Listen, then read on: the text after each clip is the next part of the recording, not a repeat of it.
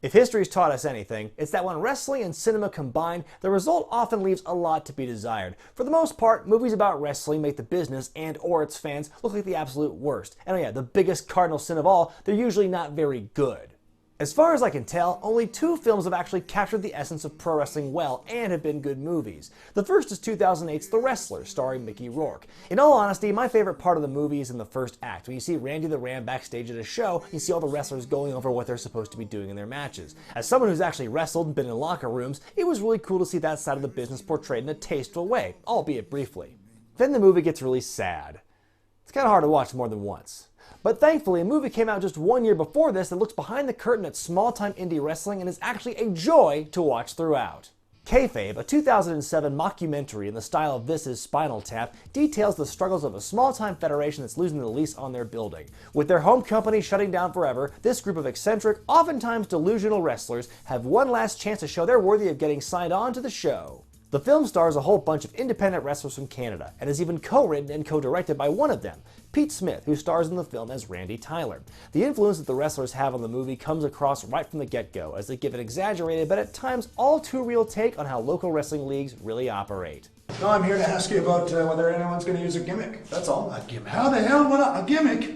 Who the hell's using a goddamn gimmick? I ain't paying any of you assholes for any goddamn color tonight, Tyler. The mockumentary mostly looks at things through the eyes of Tyler, the Federation's biggest bad guy. He's constantly at war in the ring with longtime rival and super babyface Steve Justice, played by Michael Roselli. In a delicious bit of irony, you learn their personalities are very different once you go behind the curtain. Tyler's actually a nice, level-headed guy who wants the Fed and everyone in it to succeed, while Justice is more arrogant and selfish. You learn a lot more about their mutual history as the film goes on, and from beginning to end, their story is one of the better parts of the movie. Kayfabe nails the essence of virtually every indie wrestling archetype there is. The guy who made it to the big leagues for a minute and thinks he's a big shot. The guy who came this close to being signed. The guy with too many gimmicks. The guy who insists on bleeding in every match whether it makes sense or not. The trainee/lackey who just wants to help out however he can. And of course, the grizzled veteran promoter. I broke into the business 32 years ago last month.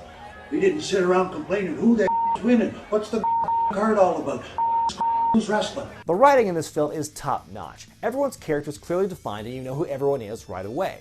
The best part is, everyone has their own story arcs, and they're all handled really well. Nearly every character, however minor, has some story to tell, and there's a beginning and an end to it. Some of the best bits in the movie come from taking traditional wrestling wisdom and showing how absurd it can be. There's a point during a match where the crowd chants boring during a chin lock. Most wrestlers would say not to let the crowd dictate how you wrestle, and the people involved take it to heart, though a little too much in this case, as they end up in the hold for 5 minutes. You'd be surprised how true that can be.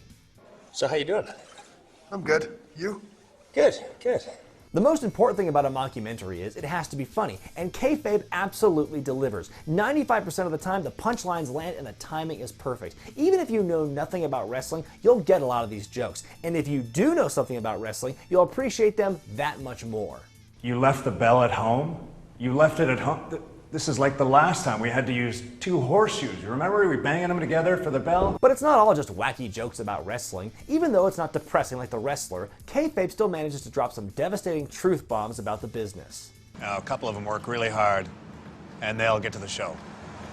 But for most of them, it's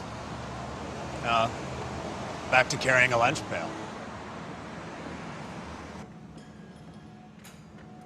Damn, that shit hurts.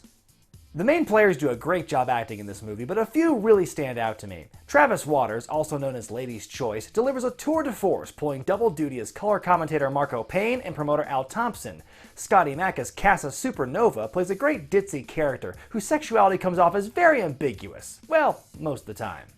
Reverse it. Oh, right there. Let me go. This is good. Let me go. That's hot.